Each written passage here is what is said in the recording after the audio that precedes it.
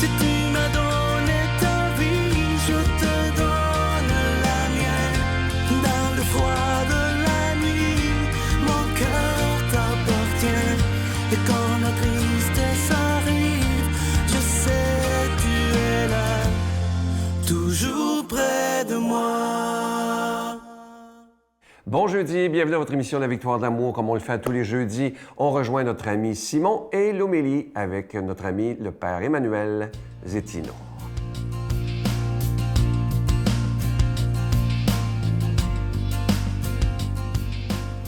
Bonjour tout le monde. Aujourd'hui, nous sommes rendus dans notre étude méditative de la belle prière du Credo. Aux 4 mots « est monté aux cieux ». Je crois que Jésus est vraiment monté aux cieux. C'est, on pourrait dire, ce qu'on appelle le mystère de l'ascension de Jésus. Vous savez, il y a aussi un autre mystère, des fois qu'on célèbre le 15 août, qui s'appelle l'Assomption de la Vierge Marie. Je ne sais pas si vous vous êtes déjà posé la question, quelle est la différence entre une ascension et une assomption? Eh bien, c'est la différence entre monter par soi-même ou être monté par un autre.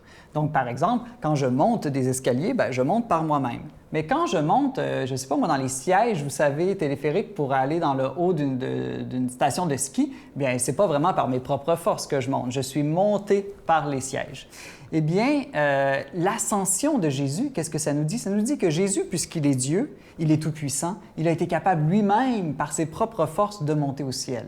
Mais la Vierge Marie, qui est un être humain comme vous, comme moi, elle n'est pas capable, elle n'est pas toute puissante par elle-même d'aller rejoindre Dieu au ciel, de traverser cette distance infinie. Mais elle a été capable de se laisser monter par Dieu parce qu'elle était très humble, très petite dans son cœur. C'est un peu la petite voix aussi de Sainte Thérèse de Lisieux. Elle parle de la petite voix de l'ascenseur. L'ascenseur, qu'est-ce que c'est? Ce sont les bras de Jésus. Alors, si vraiment on va se coller sur le cœur de Jésus, il peut nous prendre dans nos bras et c'est lui-même qui nous monte jusqu'au ciel. Voilà un des grands secrets de la vie spirituelle. Ne pas essayer de gravir, je dirais, la montagne par nos propres forces. Une ascension de montagne, c'est très difficile, mais plutôt embarquer dans l'ascenseur et vivre une assomption, se laisser monter par Dieu.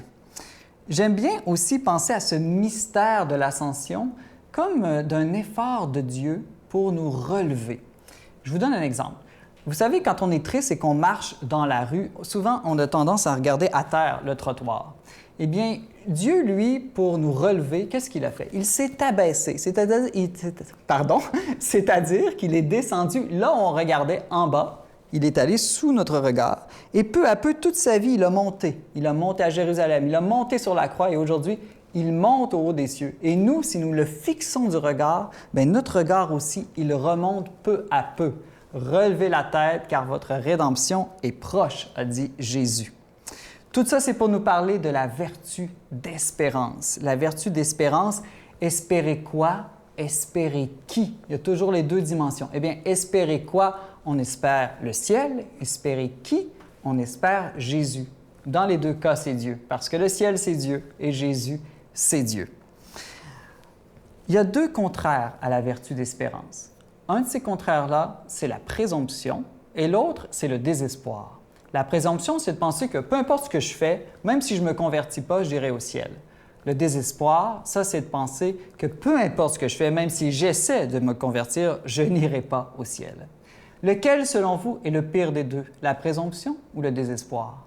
C'est vraiment le désespoir. Pourquoi? Parce que le désespoir, c'est douter de la miséricorde de Dieu, alors que la présomption, c'est de douter de sa justice. Et le plus important en Dieu, c'est vraiment sa miséricorde. Alors surtout, ne désespérez jamais. Notre Père qui es aux cieux, que ton nom soit sanctifié, que ton règne vienne, que ta volonté soit faite sur la terre comme au ciel. Donne-nous aujourd'hui notre pain de ce jour. Pardonne-nous nos offenses comme nous pardonnons à ceux qui nous ont offensés. Ne nous laisse pas entrer en tentation, mais délivre-nous du mal, car c'est à toi qu'appartient le règne, la puissance et la gloire pour les siècles des siècles. Amen.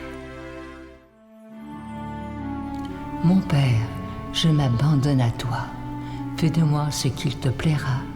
Quoi que tu fasses de moi, je te remercie. Je suis prête à tout, j'accepte tout, pourvu que ta volonté se fasse en moi, en toutes les créatures. Je ne désire rien d'autre, mon Dieu. Je remets mon âme entre tes mains.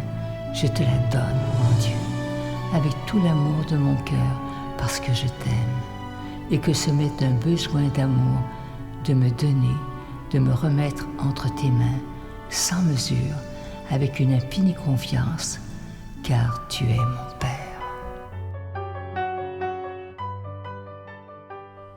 Je suis tellement content de vous parler de ce magnifique cadeau du mois. Il s'agit d'une belle exclusivité de la Victoire de l'amour. Il y a des années, ça fait plusieurs années, vous êtes très nombreux à nous avoir demandé un petit livre de prière facile à lire, écrit en gros caractères. Alors, c'est chose faite. On a demandé à Geneviève de le faire parce qu'elle a un talent d'écriture extraordinaire. Alors, il s'intitule « La puissance de la prière, prier avec Geneviève ». Il est écrit, comme je vous disais, en gros caractères et c'est le livre de chevet par excellence, juste avant de s'endormir le soir, prendre le temps de lire une belle prière. Alors, est-ce que vous allez aimer dans ce livre-là? Oui, il y a des prières toutes faites, mais aussi, Geneviève nous apprend à mieux prier. Alors, je vous rappelle que c'est avec un don de 25 $. Et si vous en voulez deux, avec un don de 40 $, je vous donne l'adresse, la Victoire de l'amour, case postale 120, succursale Boucherville à Boucherville, le J4B 5E6, je vous la redonne, la Victoire de l'amour, case postale 120, succursale Boucherville à Boucherville, le J4B 5E6. Également par téléphone, par carte de crédit du lundi au vendredi de 8h30 à 16h30 dans le 514-523-4433, 523-4433 ou sans frais le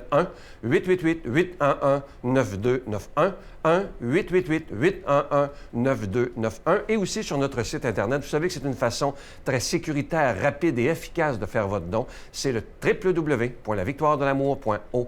Alors, je vous rappelle le cadeau du mois. Ce livre-là, vous ne le trouverez jamais en librairie. Alors, il s'agit de la puissance de la prière, prier avec Geneviève. Et je vous rappelle qu'il est écrit en gros caractères. Je vais prendre le temps de vous dire merci de tout mon cœur de ce que vous ferez pour la Victoire de l'amour en ce mois de juin, parce que vous savez que l'été, c'est toujours un peu plus difficile. Alors, je vous fais confiance.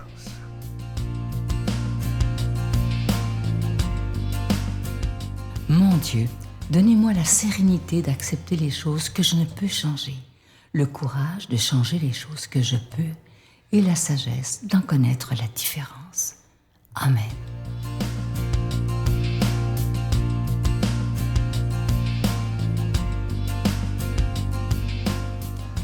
Le Seigneur soit avec vous. Évangile de Jésus-Christ selon saint Luc.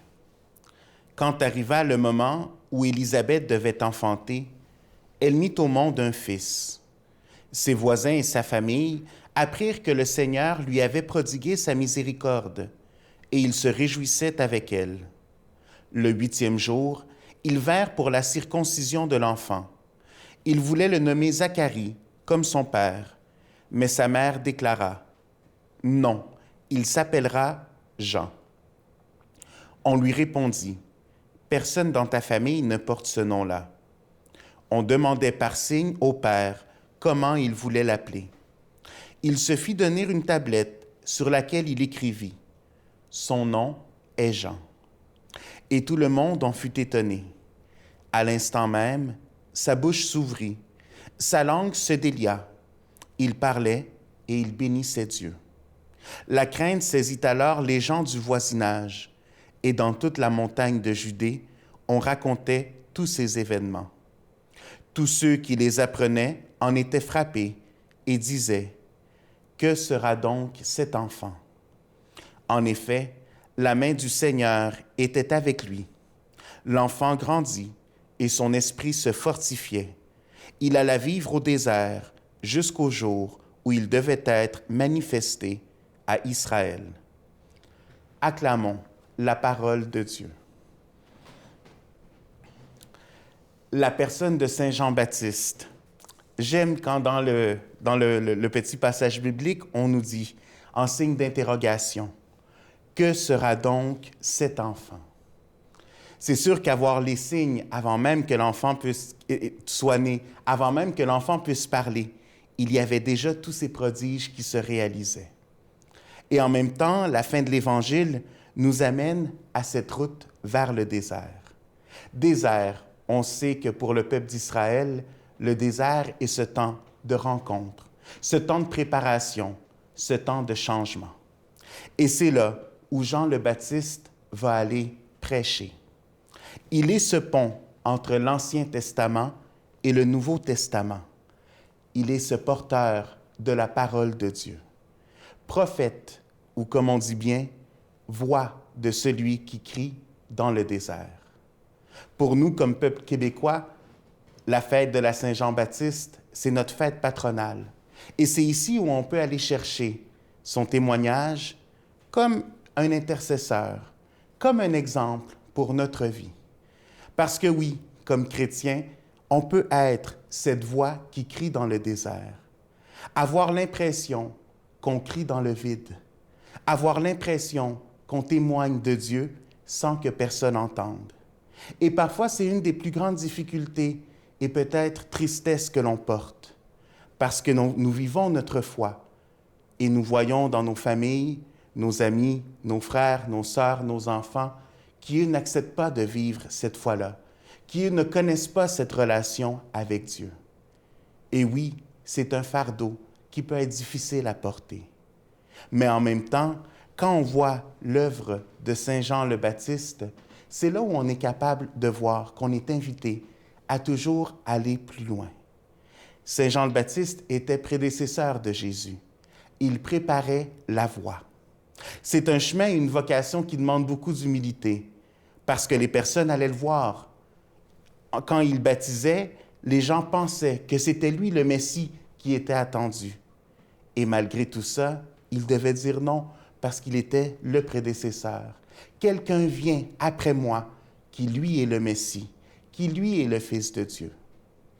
Autant Jean le Baptiste apportait ces personnes vers Jésus, vers l'agneau de Dieu, également, nous sommes appelés à le faire avec toutes ces personnes que nous connaissons. Quand nous avons de la difficulté et nous voyons et nous avons la peine par ces personnes de notre entourage qui ne croient pas, que ce soit le premier geste à l'image de Jean le Baptiste, les apporter dans la prière vers Dieu, les présenter dans la prière à Dieu, avoir confiance que quand leur cœur sera ouvert et disponible, le Seigneur pourra les toucher. Ouvrons notre cœur à cette tendresse de Dieu. Ouvrons notre cœur à cette voix qui crie dans le désert et prenons exemple sur lui. Le Seigneur soit avec vous et que Dieu Tout-Puissant vous bénisse, le Père, le Fils et le Saint-Esprit. De tout cœur, je vous souhaite une bonne fête patronale et prenons exemple sur Saint Jean le Baptiste. Je vous salue Marie, pleine de grâce. Le Seigneur est avec vous. Vous êtes bénie entre toutes les femmes, et Jésus, le fruit de vos entrailles, est béni.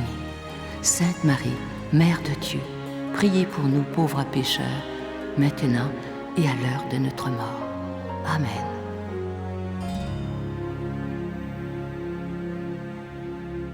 Avant de vous quitter, je vais vous souhaiter une très, très belle journée. Le 24 juin, fête du Québec, profitons-en bien. Soyons aussi dans la gratitude parce qu'on est en sortie de crise. Alors ça, c'est déjà extraordinaire d'être dans... C'est tellement important d'être dans la gratitude. Et dernièrement, quelqu'un m'écrivait en me disant « Sylvain, c'est quand vous allez recommencer vos retraites, les caravanes de l'amour, etc. » Si vous saviez comment j'ai hâte de tous vous revoir, ça nous manque, l'équipe, ça nous manque terriblement.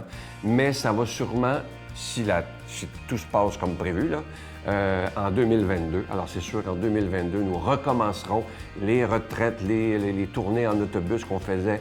Ça a été tellement des beaux moments. Et moi, j'ai hâte de vous revoir pour de vrai, pas juste à travers un écran. Alors, je vous souhaite une belle journée et prions pour ça, pour qu'on puisse recommencer le plus tôt possible. Bye bye.